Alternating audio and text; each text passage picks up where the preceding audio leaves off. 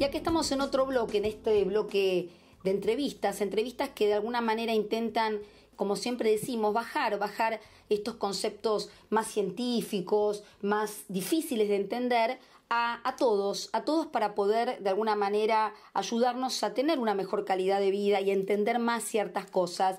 Y por eso hoy vamos a hablar con una persona que tengo mucho aprecio, que admiro mucho también desde lo profesional y de lo personal. Él se llama Andrés Flichman, es médico psiquiatra por la UBA, es sexólogo clínico acreditado por FLACES, es director del curso de posgrado de psicoterapia cognitiva conductual de APSA, también es presidente honorario del capítulo de trastorno de ansiedad de APSA y fue director del curso de posgrado de trastornos de ansiedad de la ATA. Así que vamos a darle primero que todo, antes de bombardearlo con preguntas, vamos a darle la bienvenida y los buenos días, Andrés. ¿Cómo estás, Andrés? Bien, gracias por la cariñosa presentación, Vanessa. Bueno. Disfrutando de este magnífico día de sol. Sí, hablábamos antes de salir un poco con la nota, esta idea de cómo también el contexto nos predispone y cómo de alguna manera, bueno, estos soles que empiezan a aparecer sumados a cierta libertad que uno empieza a ganar a nivel físico de poder moverse y todo, bueno, también predisponen mejor, ¿no? Claro, seguro, sí, recuperar los espacios de algunas rutinas, ¿no? Es muy reintegrador para eso. Sí, totalmente. Y de alguna manera, Andrés, te convocaba para que podamos hablar de un tema que es un tema que ya no es tan tabú como antes, pero que todavía sigue teniendo mucho mito y mucho humo alrededor, porque con esto de la autoayuda, con las redes, con el mindfulness, que es algo que me dedico hace años, impulsado, como te dije, por algún comentario que hace allá más de 10 años me has hecho vos, pero de alguna manera el tema de la autoayuda pareciera como que todo depende de uno, y esta carga, ¿no? Y creo que, como decía también un artículo muy interesante que leí de una psiquiatra, Mariana Jacobs, a veces es importante entender que existe la enfermedad mental y que a veces también hay una necesidad de tratamiento, de medicación, que poniéndole onda, como popularmente se dice, no es suficiente. ¿Qué pensás de esto? Sí, yo estoy totalmente de acuerdo con eso. Yo tengo un concepto que es fácil de entender, que es la diferencia entre lo adecuado y lo suficiente, en términos del abordaje de personas que consultan por sufrimiento, cualquiera sea él, ¿no? Desde ya, integrar en un tratamiento por un sufrimiento un abordaje farmacológico agrega un monto de complejidad. El problema es cuando, y esto depende del expertise del profesional, cuando las intervenciones, por más adecuadas que sean, se tornan insuficientes. Es decir, que necesitamos de otra herramienta para que esas intervenciones, que pueden ser de cualquier tipo de terapia o psicoterapia, terminen de ser suficientes, y no pueden serlo porque hay un problema ahí en la reactividad, en el metabolismo, en la genética, en lo que fuere, que impide, digamos, que esa información sea procesada adecuadamente para corregir ese sufrimiento. ¿Me explico? Sí. Entonces, es la diferencia entre, bueno, es como, a mí me gusta hacer muchos trabajos manuales, trabajo mucho con herramientas, y a veces necesitas más de una herramienta o una herramienta específica, ¿no?, para trabajar sobre un problema específico en la carpintería, por así decirlo, ¿no? Claro, porque de alguna manera está buenísimo ese ejemplo, porque me imagino, no sé, clavar un clavito con un destornillador, quizá después de mucho esfuerzo lo pueda clavar, pero en esta diferencia de adecuado y suficiente necesitamos un martillo porque el desgaste es muy fuerte, ¿no? Tal cual.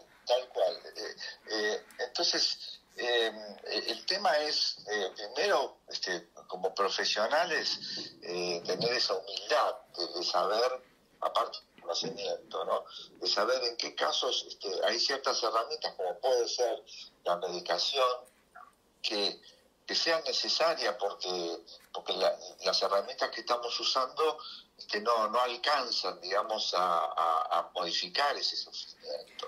Exacto, exacto. Y hablando de esto, es interesante entender, yo siempre tengo una metáfora, a ver, corregímela o completámela, pero de alguna manera es como si uno manejara un auto a 500 kilómetros por hora y no tiene capacidad de contemplar el alrededor o tener un pensamiento diferente, porque si por un minuto se descuida, queda hecho sticker en el parabrisas, ¿no? Entonces, digo, para poder hacer un buen trabajo interior de psicoterapia, es necesario por lo menos bajar a 100. Y a veces ese bajar a 100 no es solamente con una buena meditación, quiero decir, con la autoayuda. Se necesita de algún tipo de herramientas más químicas, más de lo que se llaman los psicofármacos, ¿no? Sí, y me gusta que hayas dicho más químicas, porque sin duda las intervenciones a través de la palabra o de la meditación ya están más que comprobadas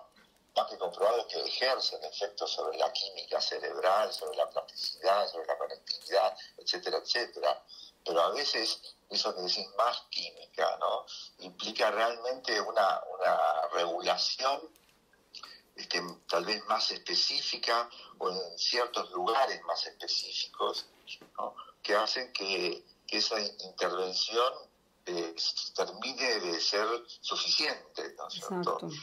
Cuando vos haces el ejemplo del auto, si desde ya a una velocidad tan inimaginable, el organismo está en alerta, está como en peligro. Entonces, es como, no sé si Cirulnik, que hablábamos antes de empezar la charla, habla acerca de que en una guerra es muy difícil generar aprendizaje, ¿no? El cerebro y el sistema de alarma están ocupados más en defenderse, en huir o en frizarse, por así decirlo, que en poder tener esa calma que precisa no solo el cerebro, sino también la mente, ¿no? Y entonces, si no se logra regular esto, es difícil que el sufrimiento pueda aliviarse, ¿no? Porque la idea sería esta capacidad de alguna manera de aprendizaje se da cuando uno puede estar, como nosotros hablamos mucho de mindfulness, en este estado más receptivo, en donde esta amígdala, este botón colorado del cerebro, no me está mostrando estos riesgos que pueden ser reales o imaginarios, pero riesgos que hacen que mi cerebro se prepare desde lo químico, ¿no? Desde la adrenalina, el cortisol, a luchar. Y en ese estado no hay capacidad de aprendizaje porque es me muero, me salvo. Entonces la capacidad de aprendizaje se da cuando puede uno lograr esta regulación, y cuando no la puede hacer propia, por genética, por experiencias de vida, ahí aparece la medicación. Y la pregunta, Andrés, con la medicación, y volviendo a un texto que escribiste hace un tiempito y me pareció interesante, ¿por qué está esta mala prensa de los psicofármacos? ¿Por qué cuando popularmente, ¿no?, todavía hoy, ir a un psiquiatra o hablar de una medicación tiene como una mirada de coté, ¿no?, del interlocutor? ¿Por qué pensás que es esto? Mira, yo creo que hay varias cuestiones ahí, ¿no?, que hacen que yo muchas veces la gente que me consulta le pregunto si tendría tanto prejuicio cuando le ofrezco, digamos, o le indico que debe tomar una medicación, si le estuviera indicando un antihipertensivo o una medicación para la diabetes, ¿no?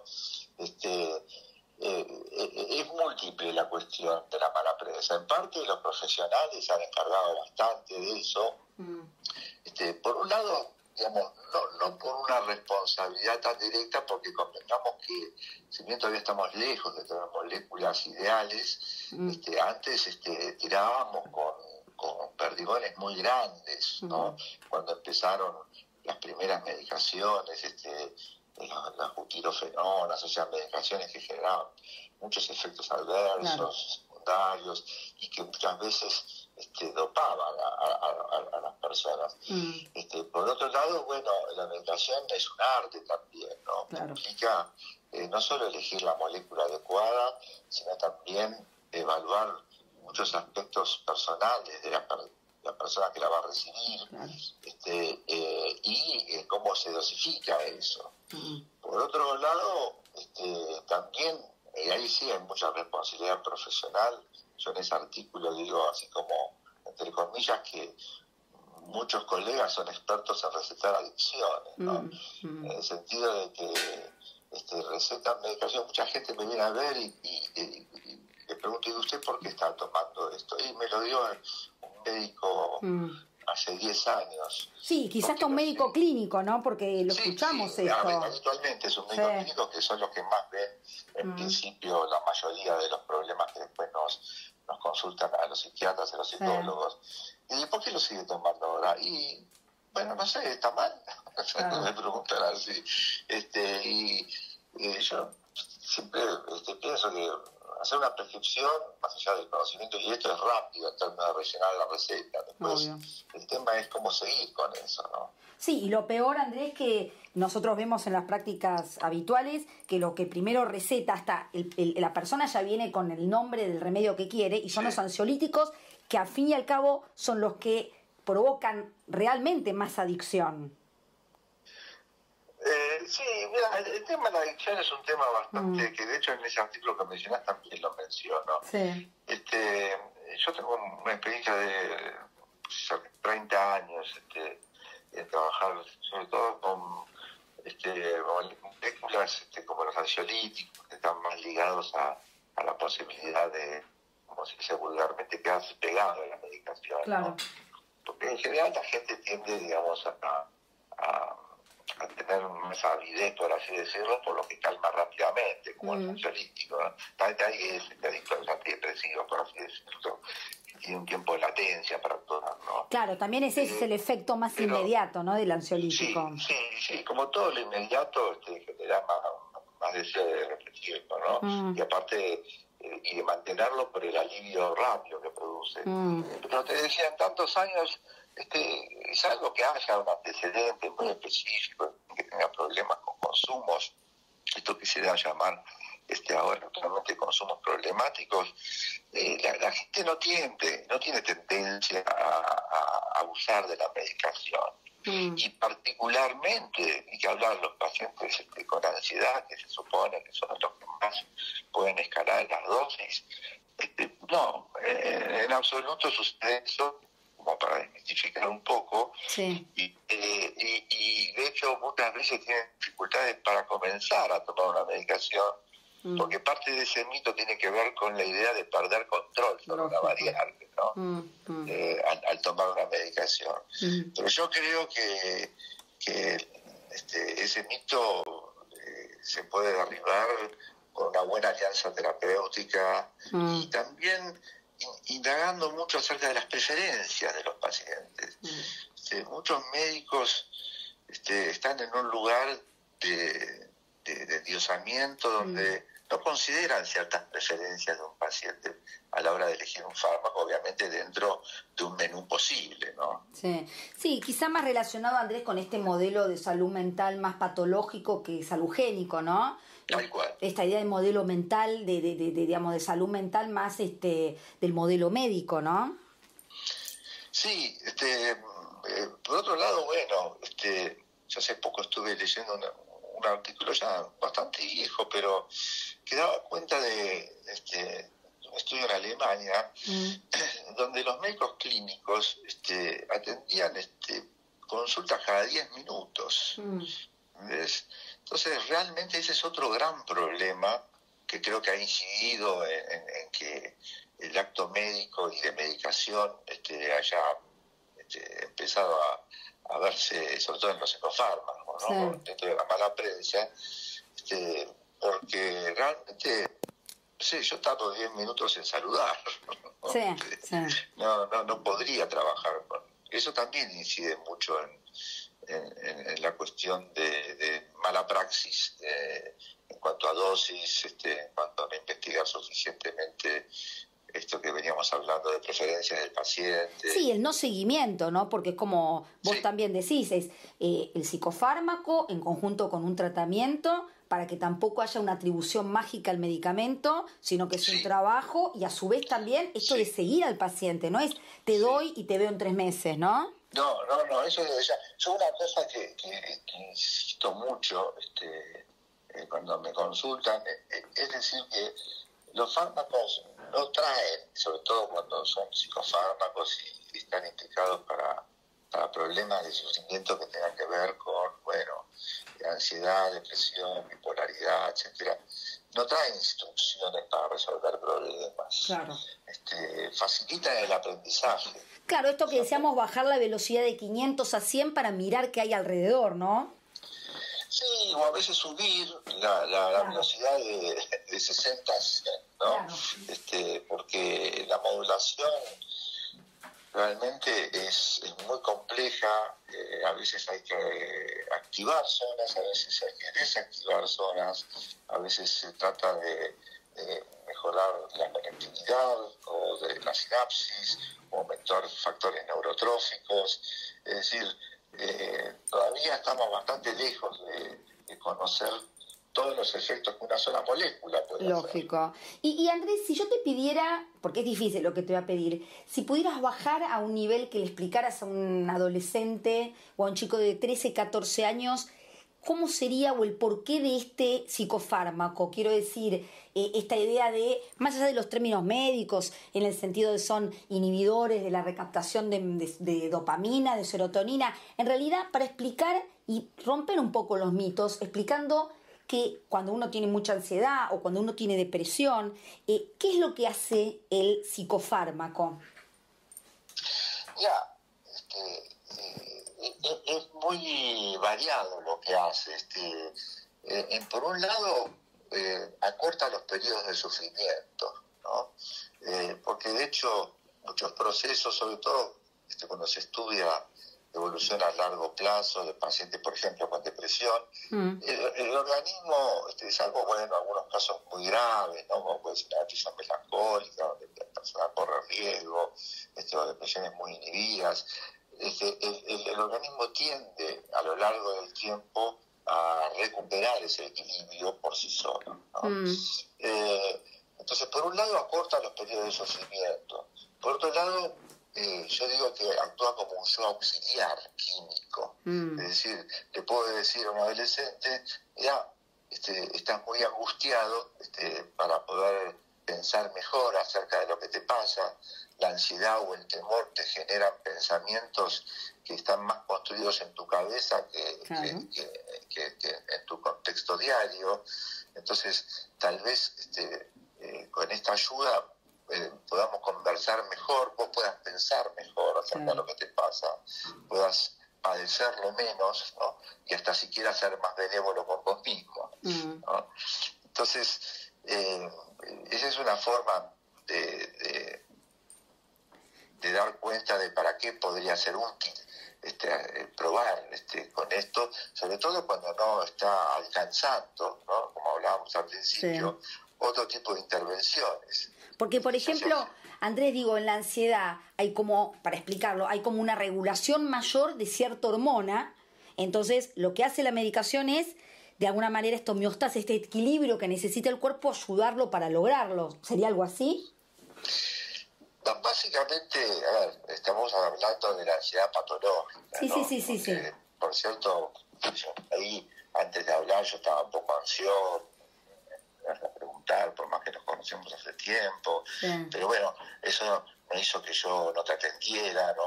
Por miedo, o que estuviese, no sé, con tanta ansiedad que no pudiera articular palabras, ¿no? O pensar, ¿no? Obvio. Estamos hablando de esa ansiedad o que aparece en forma aleatoria, digamos, que no calma después de atravesar un desafío, o sea... Que limita la vida diaria, ¿no? ¿Cómo? Que limitaría la vida diaria, la vida cotidiana. Sí, que incide realmente en la vida de las personas, sobre todo en términos de evitar cosas o de verse obligados a hacer cosas por la ansiedad o tener lo que se llaman conductas de reaseguro, ¿no? Más allá de, bueno, que obviamente hay mucha incidencia en la vida laboral, en la académica, familiar, etcétera. Y básicamente lo que pasa es que en esos estados los pensamientos están muy afectados. La persona está, digamos, construyendo, por así decirlo, pensamientos que están muy modulados por esa ansiedad, ¿no? Y que eso hace que haya una diferencia o que no pueda, mejor dicho, establecer una relación más ajustada entre lo que temen y lo que sucede, claro, ¿no? O en lo que temen y lo que sucede y lo que temen que vaya a suceder. claro. Es decir, es como un poco esto del auto a 500 kilómetros. Hay un estado como de alerta que impide leer bien la realidad, por así decirlo. Claro. Sea cual fuere, ¿no? Sí. Entonces, es un poco aquietar, en el caso de la ansiedad, los disparos, digamos, de alerta, de alarma, para que la corteza cerebral, donde se ejecutan, entre otras cosas, los pensamientos, puedan ordenarse, o sea, bajar ese vértigo, ¿no? Sí, esto de pensar mejor, más funcional y de alguna manera poder aprender, y ahí viene la psicoterapia, porque la idea es no pensar que porque una persona se medica, obviamente está loca, y menos que esto es de por vida. Muchas veces tiene que ver con un momento vital o un evento que haya detonado una falta de capacidad de autorregulación, ¿no? Desde ya, y de hecho, bueno, muchas veces, siquiera las personas, pues convengamos en que muchas personas, ahora hablando de lo contrario, ¿no? Sí. Del miedo y el temor, vienen a la consulta queriendo solucionar rápidamente a través de una medicación un problema, claro, ¿no? Y ahí hay que evaluar realmente, porque yo también tengo esta idea de que a veces es peor el remedio que la enfermedad, ¿no? Entonces, evaluar, sobre todo si la reacción de la persona está siendo congruente con lo que le está pasando, ¿no? Claro. A veces le pregunto, ¿usted debiera estar mejor con todo lo que le está pasando? ¿No? Más allá de que se sienta que el sufrimiento es muy alto, porque eso es muy importante también, ¿no? Volviendo al tema de la salud, ¿no? Sí. Hay una venta, por así decirlo, en los medios, que la gente tiene cierto derecho a la felicidad, ¿no? Sí. Y también esta imposición de felicidad, este deber de felicidad, que genera también mucho más ansiedad, visto también desde la prensa y desde ciertos medios de comunicación, ¿no? Como tenés que ser feliz, ¿no? Sí. Por eso te digo,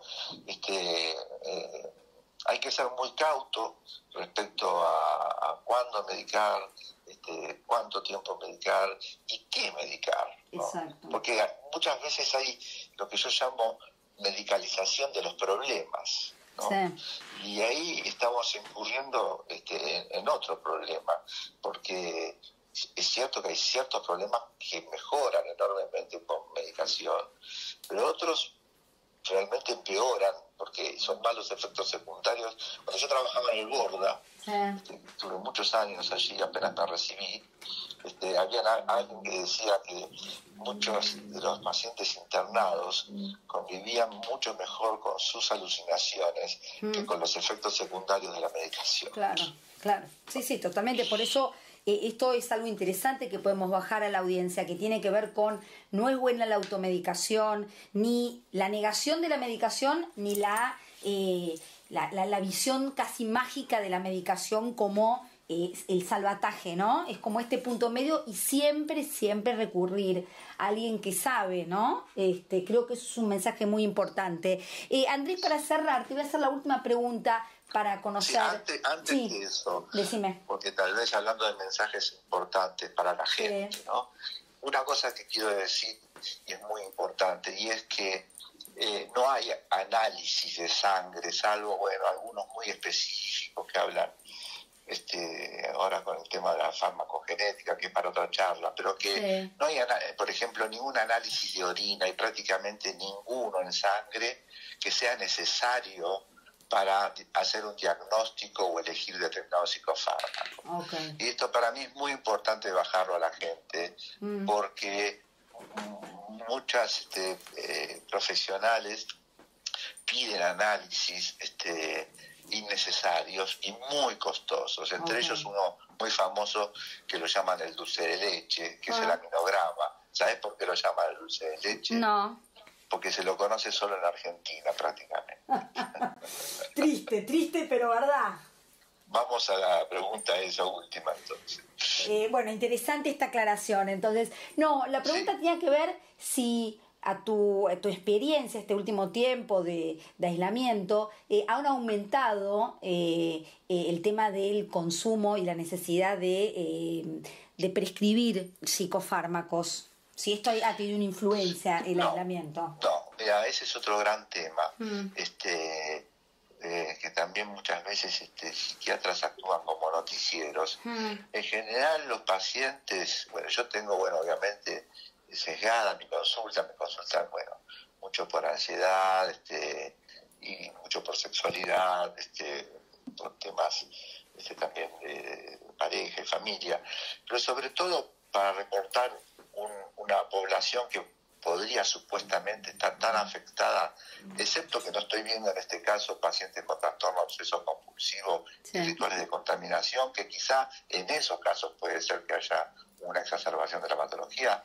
En general, los pacientes con ansiedad generalizada, con pánico, etcétera, no han empeorado ni consumido más medicación, porque en general esos pacientes temen más a sus fantasías que a la realidad. Y por el contrario, cuando la realidad es muy fuerte, son muy operativos. Y esta es una nueva muestra en esta situación tan inédita, tan nueva era, digamos, de esta pandemia, para comprobar esto.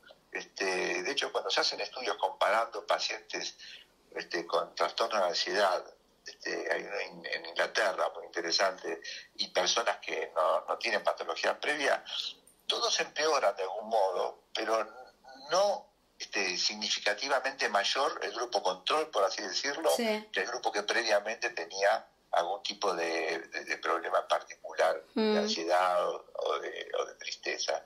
Mira. Y esto me parece que es muy importante también dar cuenta, porque yo no veo, por lo menos en mi consulta, que eso haya... Sí, el consumo de alcohol sí es bastante significativo, y como la violencia familiar, ¿no? Como algo que ha aumentado mucho durante este periodo. Sí, quizá más la búsqueda de gratificación, pero quizá en el caso de la ansiedad, el tener un enemigo, entre comillas, más detectable como es la pandemia, acalla un poco a lo mejor todas las ansiedades mentales, ¿no? Tal cual, sí. Es como que de algún modo las personas sufren por sus problemas, pero están como un poco más, por así decirlo, entre comillas, acostumbrados a eso, ¿no? Claro. Y en los primeros periodos, sobre todo, porque es distinto el primer mes del mes sexto, ¿no? Obvio. Pero en los primeros periodos, sobre todo en mi consulta, las personas que yo estaba atendiendo estaban más ocupados y preocupados racionalmente por adaptarse a esta nueva era, que por muchos de sus problemas históricos. Claro, por problemas reales, ¿no? Por estos problemas reales. Sí, nosotros también, pero viste, siempre como un problema nuevo requiere un proceso de adaptación mucho mayor. Claro, sí. Es muy claro. Y bueno, lamentablemente, como en tele, acá en radio, el tiempo es tirano. Te robamos más minutitos, Andrés, de lo que te había dicho. Te agradezco enormemente. Y vamos a dejar para otra entrevista el tema de sexualidad y aislamiento, porque me parece que es un tema también muy interesante para poder difundir. Así que desde ya te vuelvo a convocar para otro momento, pero te agradezco enormemente este contacto, Andrés. Bueno, buen día. Bueno, muy buen día y muchas gracias. Chao. Estuvimos hablando entonces con Andrés Flichman. Él es psiquiatra, especialista en temas de ansiedad y sexualidad.